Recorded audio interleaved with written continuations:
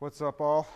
I'm going to make a quick video on how to change your N54 injectors, which commonly go bad.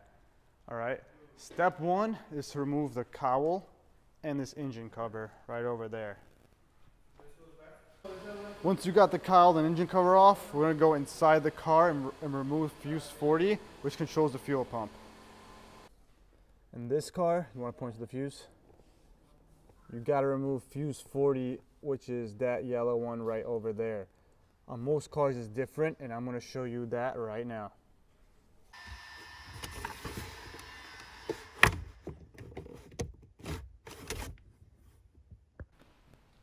Once the fuse is pulled out, we're just going to crank the car to release some pressure at the fuel rail. Go ahead and crank. It might run for a few seconds and it'll turn off. Go ahead and start again.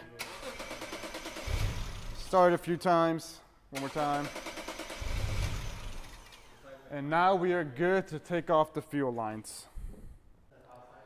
You're going to take a 14mm open-end wrench and you're just going to start popping off these fuel lines. I'm just going to crack them loose with a rag because you might spray some fuel out. So make sure you have some kind of eyewear on.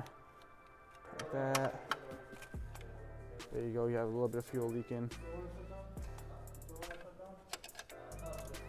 Boom. Boom.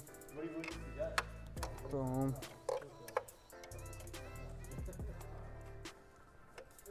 After you get done cracking them loose, you just continue that for all 6 of them. They're all in specific spots, so make sure you keep them in order. And we're just going to move them out the way. Once you get all the lines off, what we're going to do is work on the connectors next. So this is my last line.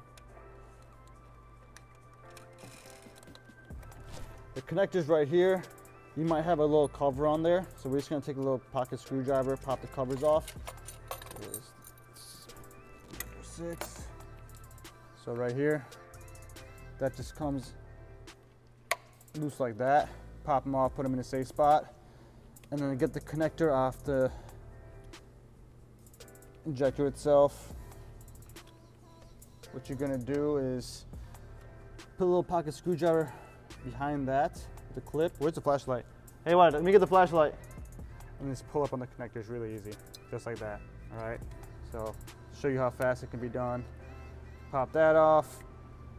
Get behind the connector, lift up. And that's it. Do that for all 6 of them, and then we're gonna work on taking off that E10 next. So again, E10 socket on an extension. There's 1 bracket per 2 injectors, so 1 and 2 share 1, 3 and 4 share 1, 5 and 6 share 1. Gonna loosen it up, as so. And then I'm gonna grab the bolts.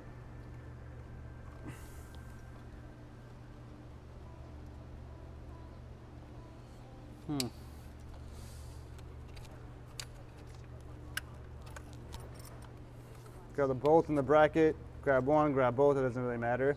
And put it off to the side so you don't lose it. And now the injector is ready to come off, okay? On this step, there's 2 ways you can do it. You can either use this injector puller right here. I highly recommend buying one of these if you want an N54, just so you always have it. It acts like a little slide hammer.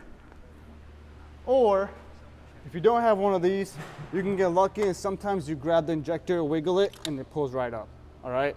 So, all 6 of them, if they come off like this, you don't need a special tool. If you really want to get the special tool, something else you can do, I've seen, but I don't really recommend because you might be able to damage this line, unless you have extra lines laying around, is people screw the line on and then kind of use this as a handle to pull up. Just like that. All right. A few methods you can do to take the injectors off. But I also recommend when you take them off, make sure you know which one goes where, just in case. So like this would be 1, that would be 2. I'm recording this so I have a recollection of it, or you can just take a picture, whatever you want to do. And continue that for all 6 of them. Ignore the loud vacuum in the back, but I just wanted to show you how to use this tool. I picked a hard cylinder to do it on, but it is what it is. All you would do is Put the tool on the threads, spin it on, so you can't spin no more. And then this is like a slide hammer, so you just, that one's actually stuck on there kind of.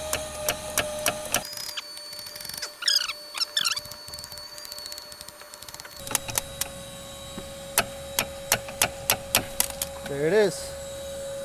So sometimes it takes some effort, but you can get it off.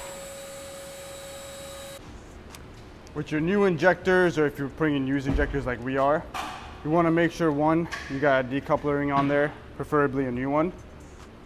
And two, a new seal is also preferred. I'm not going to show you how to put a new seal on there, and we're actually going to reuse this seal. But on this tool, if you take apart this cap, there's actually a seal installation tool in there. I got new seals at home, but these injectors really don't last too long, so yeah. So here's a little new seal installer tool that comes with this. All right. But essentially what you want to do is, one, record this calibration number. So this is going to be for cylinder 1, just so I know, because that's what you're going to use to code these injectors in. Next thing you want to do is compress this seal. Now again, if you have a used seal, sometimes you can get away with forcing it on, but because I have the tool, there's 3 steps.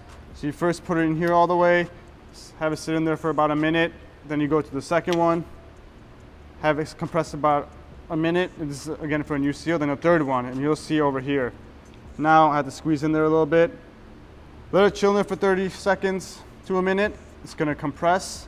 Once that 30 seconds to a minute is done, you're going to take it out and quickly put it in the cylinder while this is compressed, all right? And that tab right there matches up on the cylinder head over there and pushes right in. You're going to go ahead and do that for the rest of the 5, and then we're going to put the bracket on. We're going to now put this bracket in, and I see a lot of people struggle with this, so I'm going to show you my little trick, okay? First, don't ever put the bracket in with the bolt. It's really hard to line up, almost impossible, all right? So I'm going to go in kind of at that angle, so with the open side facing down. You also want, this is curved, you want it to be kind of facing down like that because it's going to act like a spring. So when you tighten down, it's going to give spring pressure. So that goes in like that. I usually just grab it with 2 fingers. And when you get it to the bottom, you're going to grab it and lay it on the injectors as so. Okay? If it falls off like that, it's okay. Just grab it and put it back on, but you don't want it to fall off. You want it to kind of stay flat and on the injectors. Like that, all right? What you're going to do now is take your bolt and your extension and just try to line it up perfectly without the bracket falling off, all right? So I'm going to get it through the bracket hole and boom. Thread it on and you're done. Actually, I forgot one step. So don't tighten this all the way, because what we want to do is we want to make sure the lines go on first. We want to make sure that all the lines are lined up. So you can pop the connectors back on. 1, 2. Let's put the lines on. So here's line 1. Just because you want to make sure everything lines up freely.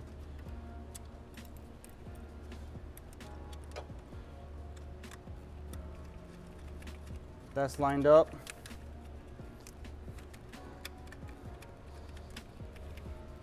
You can snug the lines down. And then we can tighten down the E10 bracket.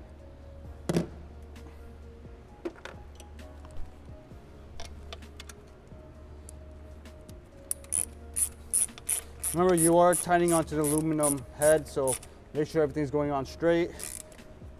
It's snug. I'm just going to do like 1/8 of a turn. And that's it, all right? I don't want to strip the aluminum threads out. I'm going to double check the lines. And your install is pretty much done. You could add these little covers back on. So pretty much how they go is you have 2 sides. The wider side goes on the bottom.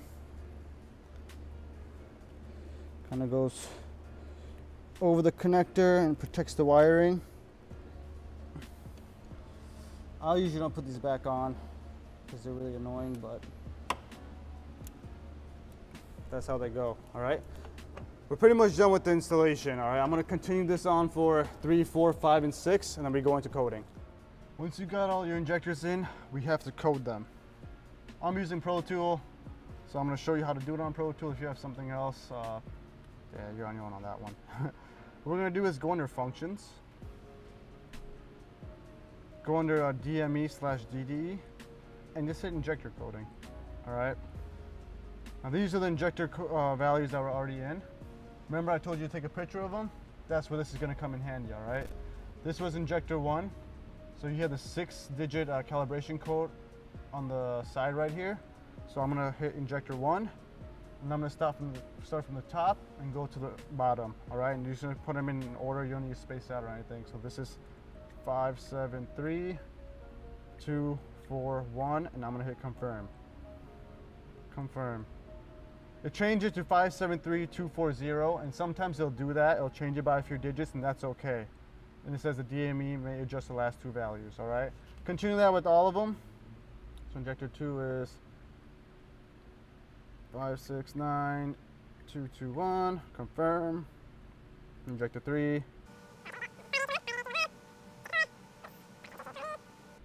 And you want to make sure you code your injectors.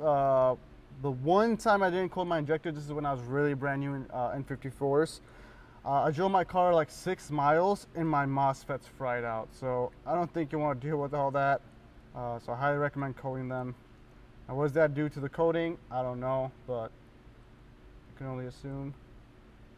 572235. All right, and we're done. All right, got all 6 of them coated. Operation successful. I'm gonna go back. I lied. You gotta put the fuse back in, and then you clear the codes and start the car. All right.